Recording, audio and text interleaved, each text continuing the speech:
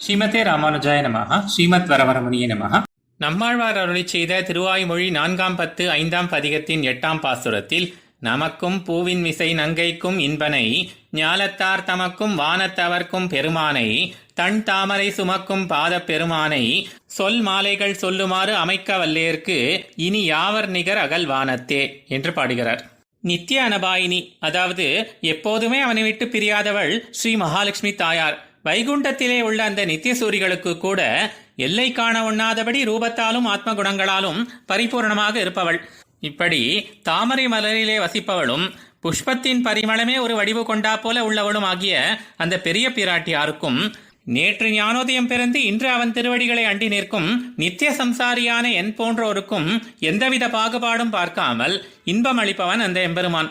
இன்னும் சொல்ல போனால் அவளை காட்டிலும் நம்மிடத்தில்தான் அதிக பிரியத்தோடு இருக்கிறான்.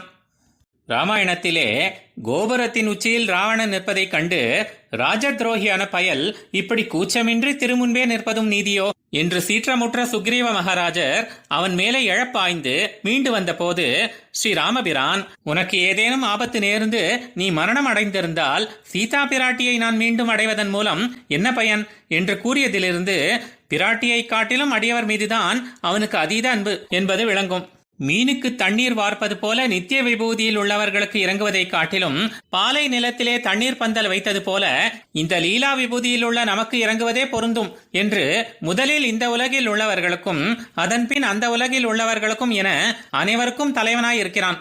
அழகு, சௌகுமாரியம், நறுமணம், மகரந்த ரச பிரவாகம் ஆகிய இவற்றாலே அழகருடைய இந்த திருவடிகளானவை தாமரையை வெற்றி கொண்டதனால் தோல்வியடைந்த அந்த தாமரை பூ அவனுடைய இந்த திருவடிகளை சுமக்கின்றது என்று சுந்தரபாகுஸ்தவத்திலே கூறத்தாழ்வான் அருளி செய்வார்.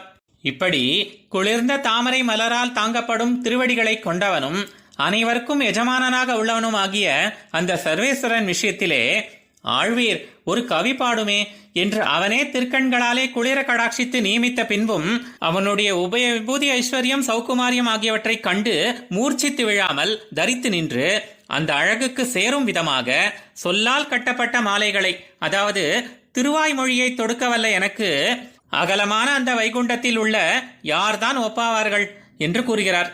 ஆழ்வார் எம்பெருமானார் ஜீயர் திருவடிகளே சரணம்.